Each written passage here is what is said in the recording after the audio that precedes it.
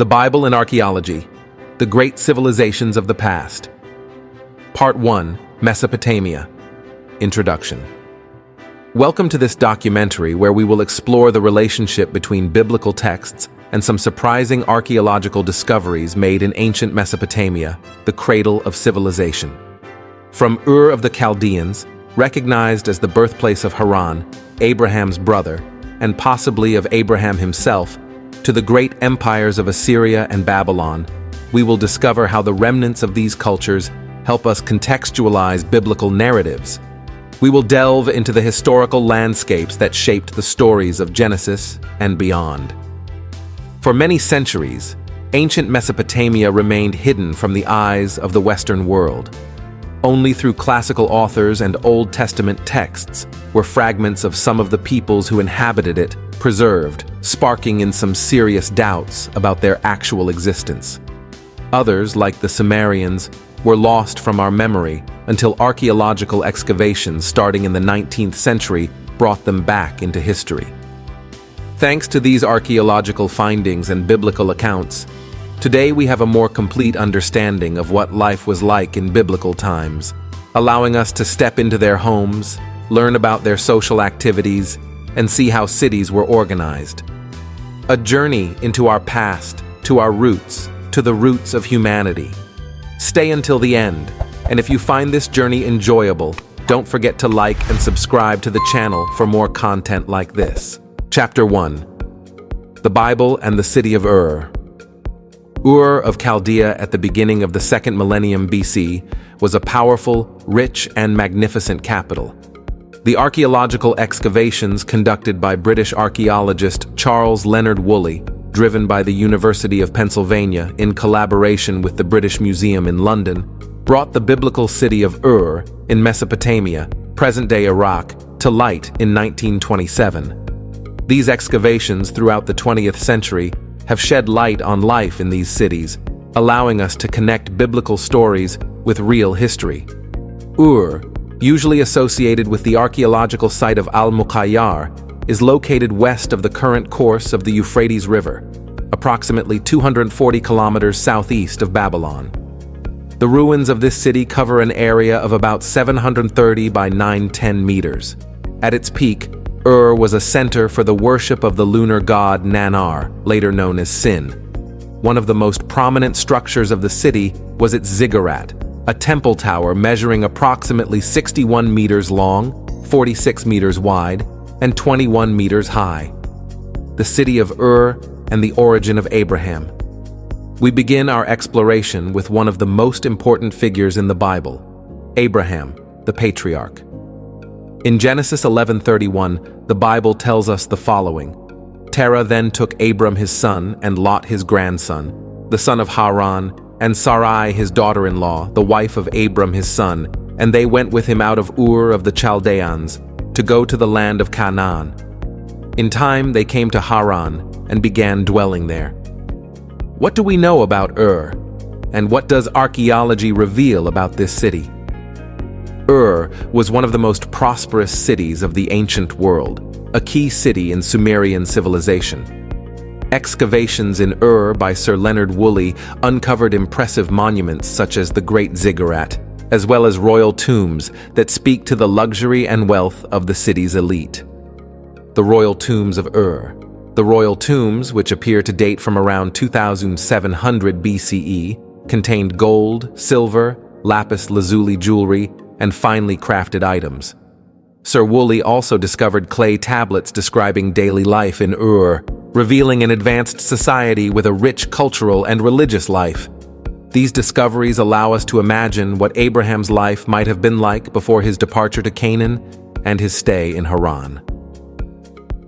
In just 3 months in 1927, Sir Woolley excavated no fewer than 600 tombs, some with rich burial goods, which naturally shaped the direction of the work. By 1934, a total of over 2,100 burials had been brought to light. Woolley estimated that the original necropolis, partially destroyed and looted, likely contained double or triple that number. Some of the burials excavated by 1929, termed royal tombs by Woolley, immediately captured the public's attention. These were 16 tombs, distinguished from the others by the fact that the burial was not done in a simple coffin or on a mat, but consisted of a stone or brick burial chamber and a room that housed the remains of 6 to as many as 70 or 80 people. The most important of these, according to Woolley's reconstruction, lay in the burial chamber along with a small number of attendants. The rest of the bodies were placed in an adjoining pit, possibly open air, clearly arranged in a ritual manner following a ceremony described by the archaeologist as follows. Imagine the burial chamber already occupied and its door sealed, while the pit remained open, its floor and walls covered with mats, still empty.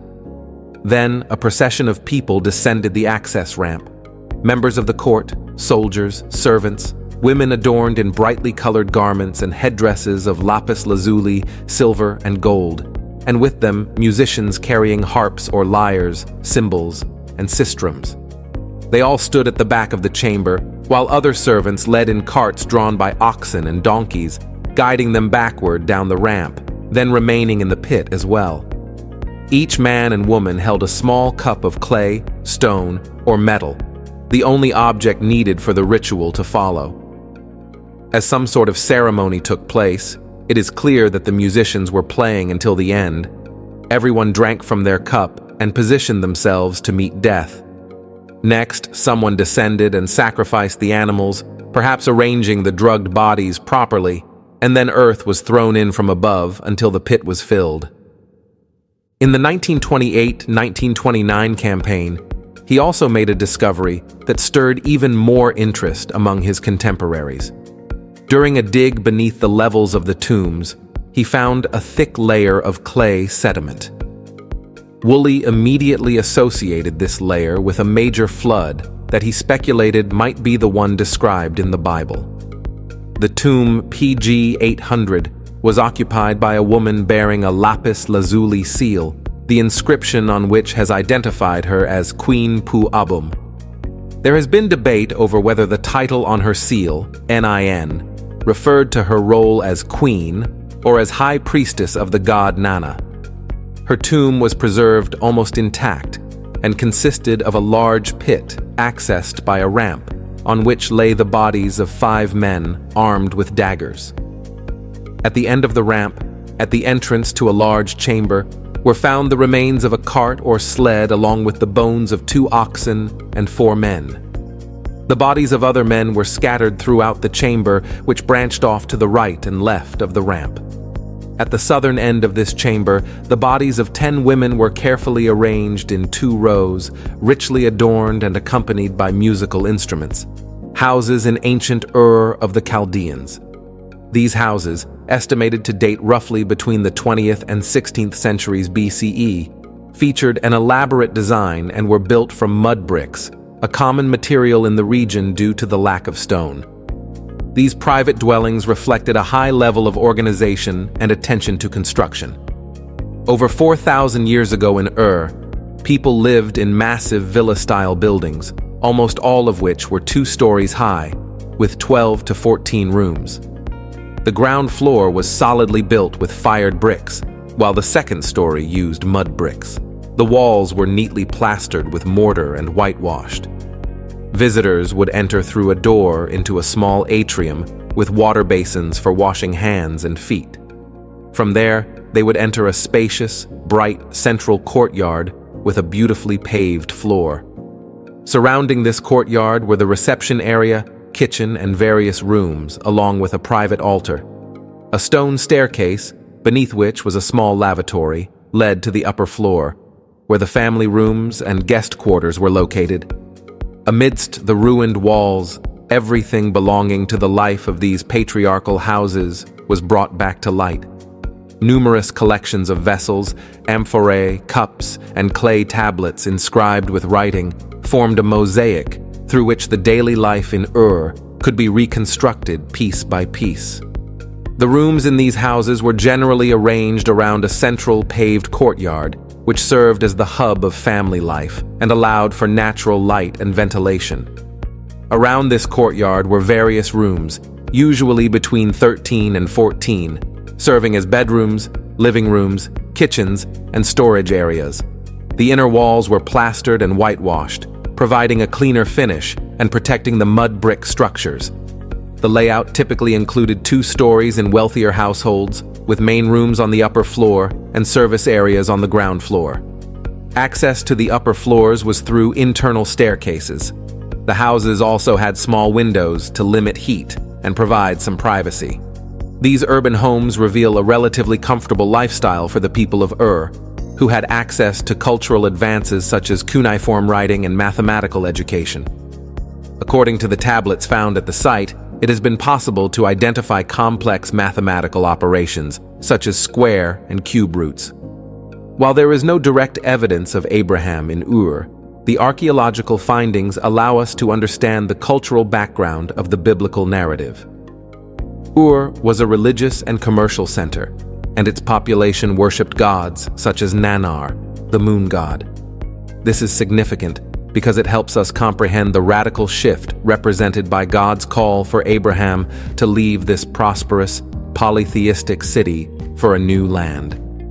It also leads us to reflect on the fact that, despite living under the influence of a polytheistic society, Abraham developed a religious consciousness so profound that he is now recognized as the founder of the great monotheistic religions, including Judaism, Christianity, and Islam.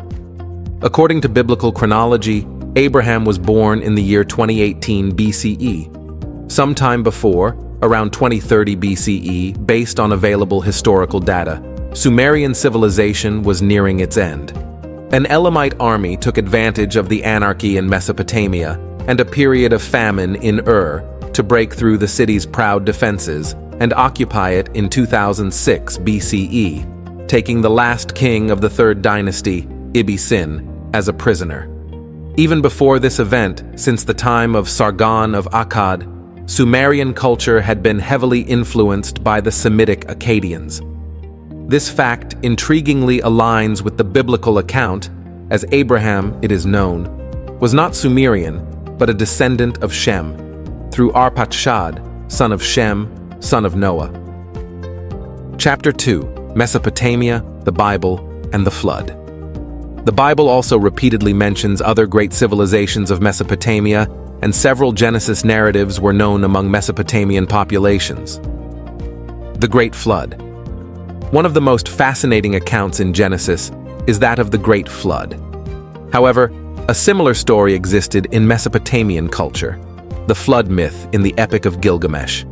Discovered on tablets in the city of Nineveh, the Sumerian story of Gilgamesh recounts how the gods decided to flood the earth, but a man named Utnapishtim was warned to build an ark and save his family and animals. Samuel Noah Kramer, in his book History Begins at Sumer, translates the ancient Sumerian tablets written in cuneiform. Among them is the poem of Ziusudra, the oldest version of the flood story found in Mesopotamia, dating back to approximately the 3rd millennium BCE. Ziusudra was a pious king, fearful of the gods, always attentive to revelations conveyed through dreams and enchantments. It seems Ziusudra was standing before a wall when a divine voice informed him that the assembly of the gods had decided to bring about a flood and destroy the seed of humankind. Unfortunately, the cuneiform inscription on the tablet breaks off due to deterioration, but it likely continued with detailed instructions given by the god to Ziusudra. The latter would build a massive vessel, which would allow him to save his life. The story then recounts how the waters of the flood submerged the earth, unleashing with force unceasingly for 7 days and 7 nights. After this, the sun god Utu reappears, once again granting his precious light. Ziusudra prostrates himself before him and offers sacrifices. We have a very similar story in the tablets of the Epic of Gilgamesh. In the Epic of Gilgamesh, a later Akkadian text from the 2nd millennium BCE, we also find the flood narrative. Here, the flood hero is Utnapishtim, who resembles Ziusudra but belongs to a Babylonian tradition. The tablets of the Epic of Gilgamesh have been mainly unearthed through various archaeological excavations at ancient Mesopotamian sites. The most important find was in the ancient city of Nineveh, located in present-day northern Iraq, within the library of the Assyrian king Ashurbanipal. Similar tablets have also been discovered in Sippar, north of Babylon, Hattusa, modern Turkey, Ur, in southern Mesopotamia, Babylon, and Mari, in northern Mesopotamia. The hero of the epic is Gilgamesh, king of Uruk. Known for his heroic bravery and remarkable deeds, Gilgamesh has even been called the Sumerian Hercules. In fact, his legend, which became highly popular in later centuries and likely spread throughout the ancient world, may have influenced Greek myths about Hercules and some incidents in the Odyssey. In summary, the story unfolds as follows. When Gilgamesh's close friend died, the hero decided to evade such a fate and embarked on a quest for the secret of eternal life. After a long and eventful journey, he found Utnapishtim, who, following divine instruction, had built a great boat that saved him and his family during the time of the flood. After surviving the flood, Utnapishtim made a sacrifice that pleased the gods.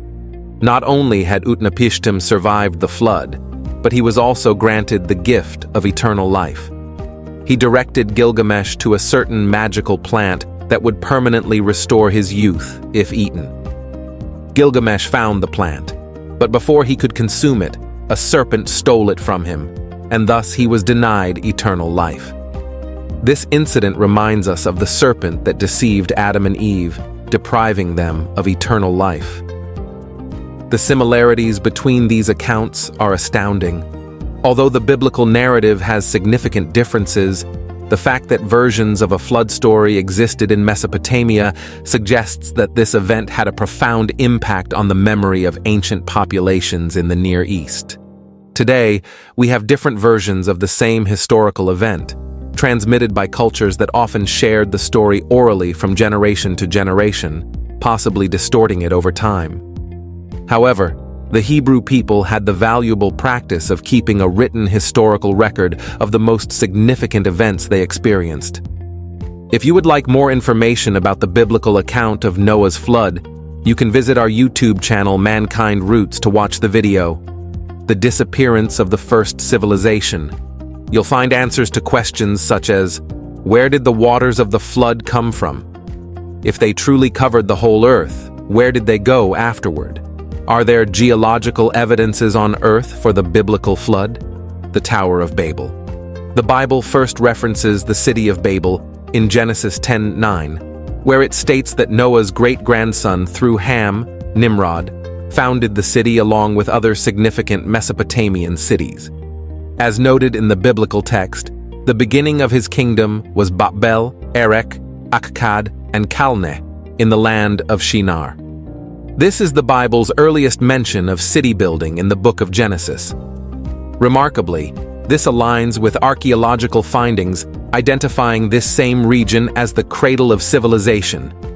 The Bible locates the story of the Tower of Babel in this same Mesopotamian region. Genesis 11:1-9 describes humanity uniting to build a great tower on the plain of Shinar, until God intervenes, confuses their languages, and scatters them across the earth. This story has been widely accepted throughout history, as attested by the Jewish historian Flavius Josephus in the 1st century CE. In his work Antiquities of the Jews, Book 1, Chapter 4, he recounts the story of Nimrod and how he encouraged the people to challenge God by building a tower reaching the heavens. Josephus described it as follows. Nimrod was the one who incited them to such affront and contempt of God. He was the grandson of Ham, son of Noah, a brave man of great physical strength. He persuaded them not to attribute their prosperity to God, but to believe it was by their own merits. Gradually, he transformed governance into tyranny, seeing no other way to turn people away from their reverence for God than to put them in constant fear of his own power. He also told them that they would avenge themselves on God if he attempted to flood the earth again, and that they would build a tower too high for the waters to reach.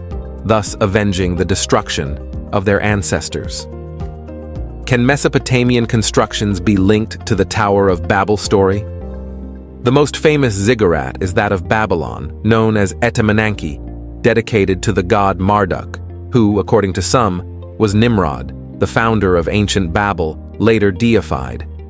Its monumental structure resembles architectural features common to many ancient civilizations and strikingly parallels the biblical account of Babel. These ancient monuments support the Genesis 11:3-4 account, describing the building techniques for the Tower of Babel. Then they said to one another, "Come, let us make bricks and bake them with fire." So they used bricks instead of stone and bitumen as mortar.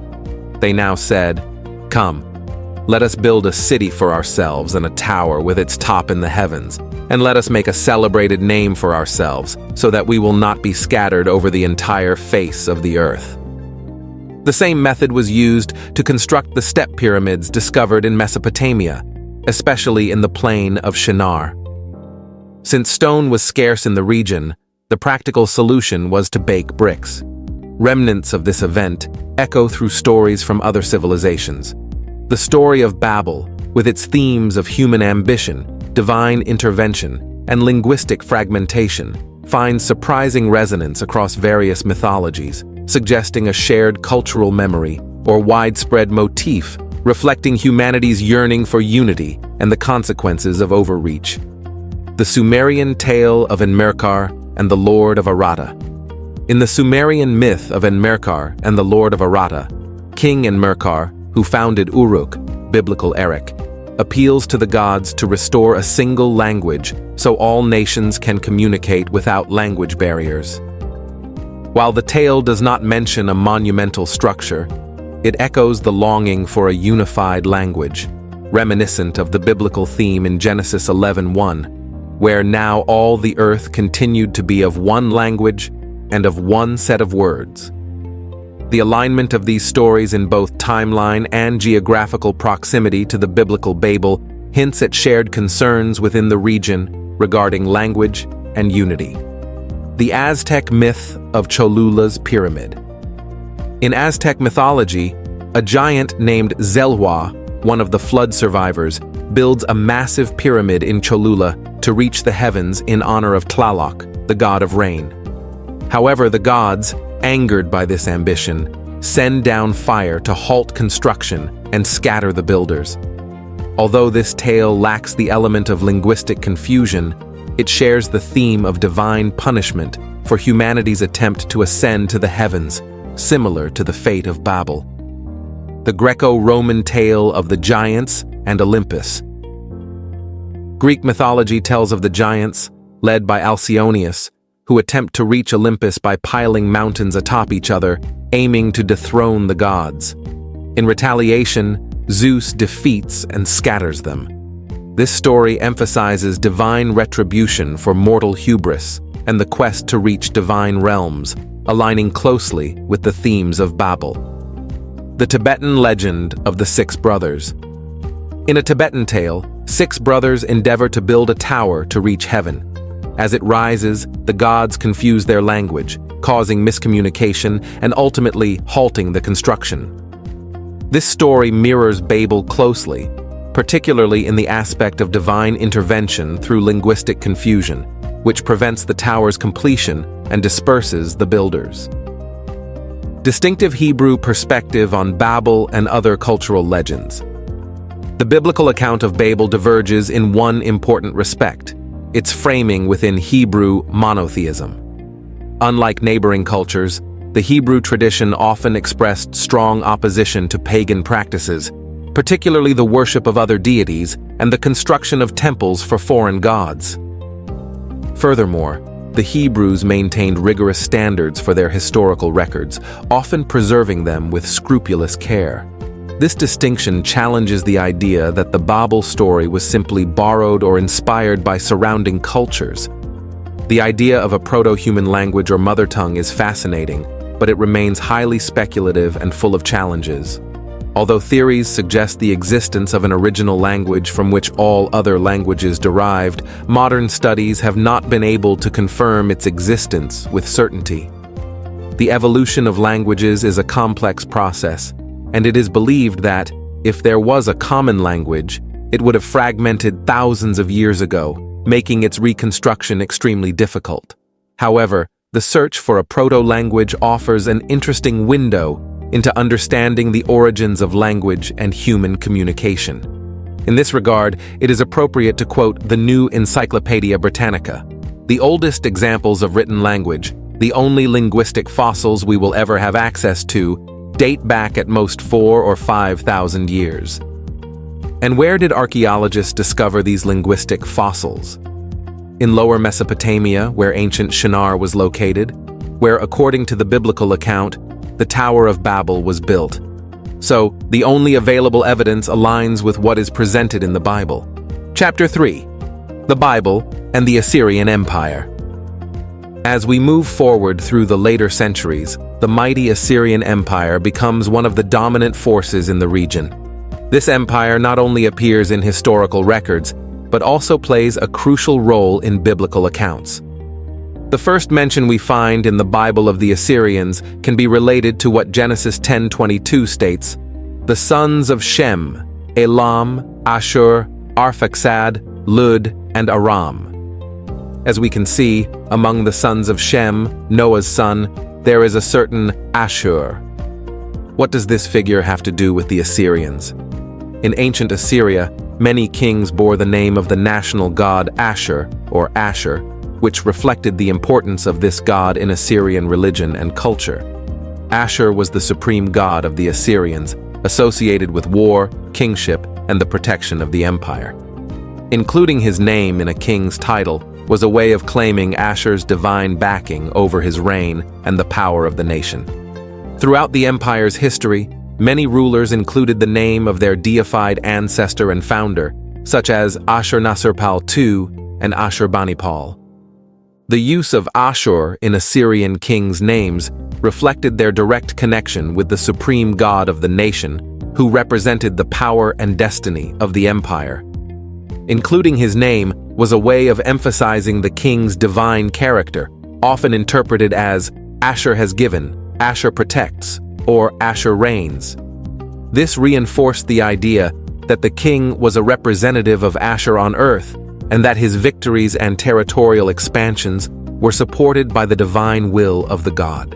With the expansion of Christianity, a syncretism occurred by which Assur became the Assyrian name for Christ, and the solar disk with which he is represented became the shield of Christian Assyrians, which has been seen carried by Assyrian militiamen during the Syrian civil war.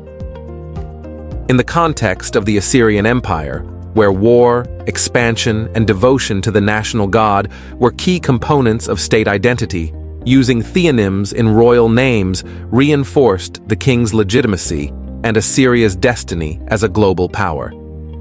Among ancient peoples, it was common to elevate ancestors to the status of deities, and the case of Assur is no exception.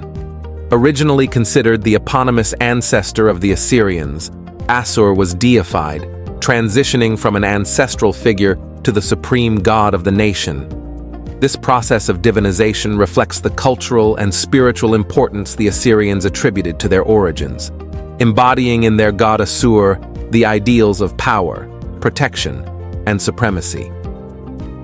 After the flood, in a time when humanity began to repopulate from Noah's descendants, Assur, who according to the biblical account was Noah's grandson, played a decisive role in founding the Assyrian Empire.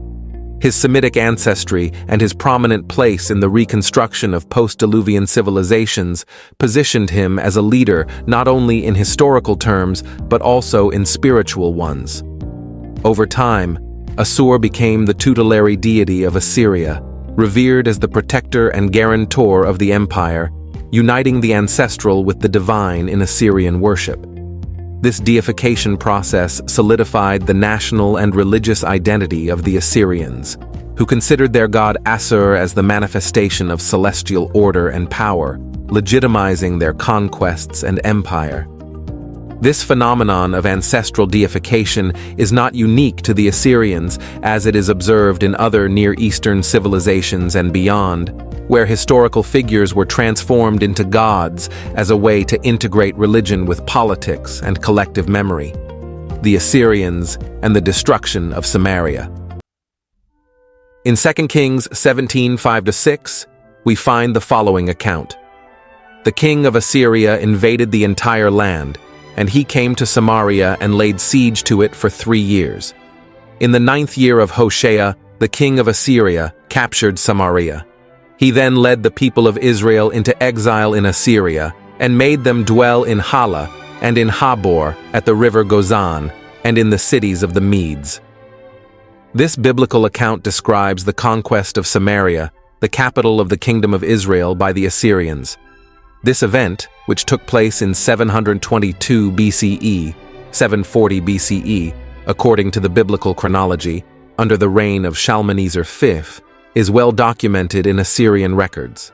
In the inscriptions of the Assyrian king Tiglath-Pileser III, it is also mentioned how he deported the Israelite elites and repopulated the region with people from other parts of the empire. The text of Sargon II's inscription mentioning the conquest of Samaria is found in the Annals of Sargon II and other cuneiform inscriptions from his reign. This text describes how, after Shalmaneser V's death, Sargon II completed the conquest of Samaria and deported many of its inhabitants.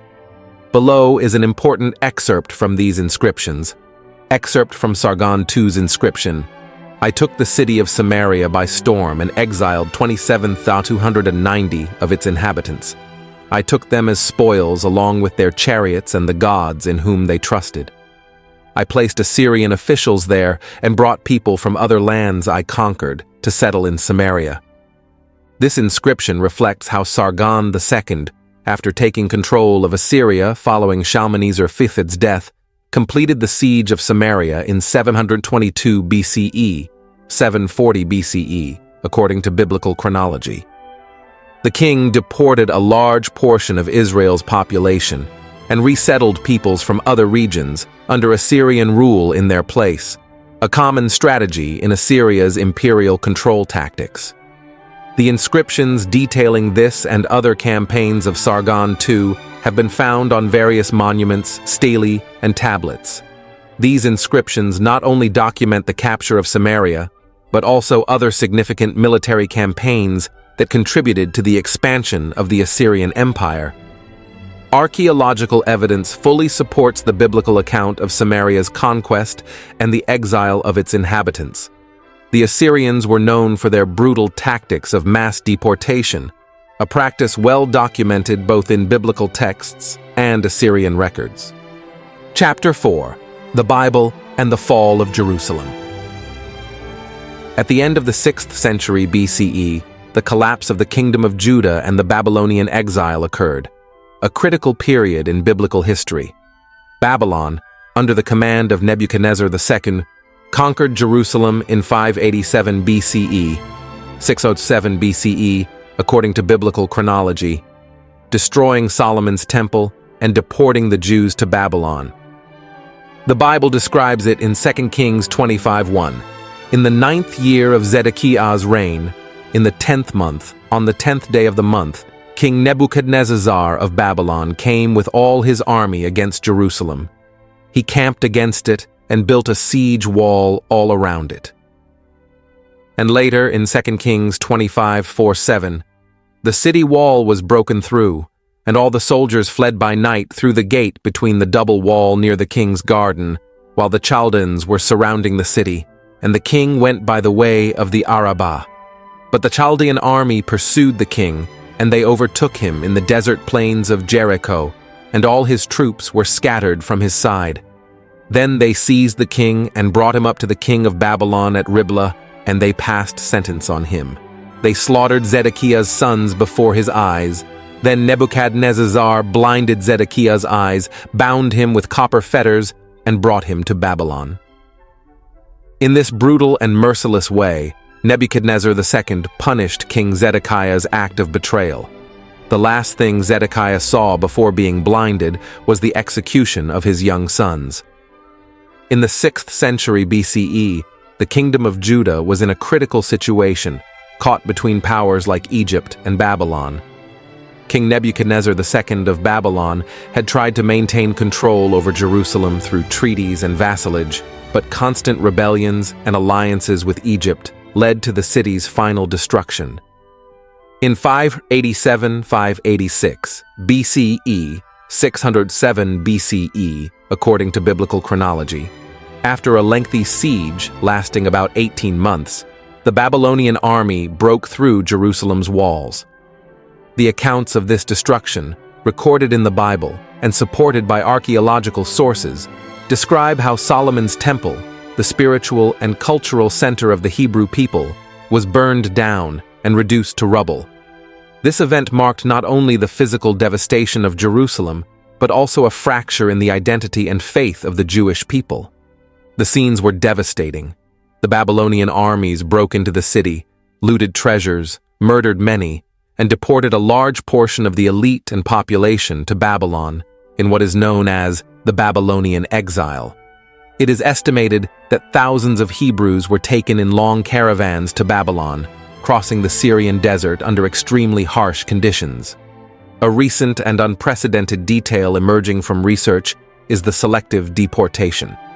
The Babylonians did not simply take common prisoners, they carefully selected the elite, artisans, religious leaders, and nobles.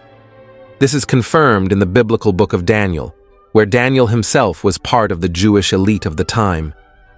It is believed that this was a strategy to dismantle the government system and stifle any future rebellion. Additionally, the Babylonians brought in foreign settlers to inhabit the lands of Judah, changing the social composition of the region.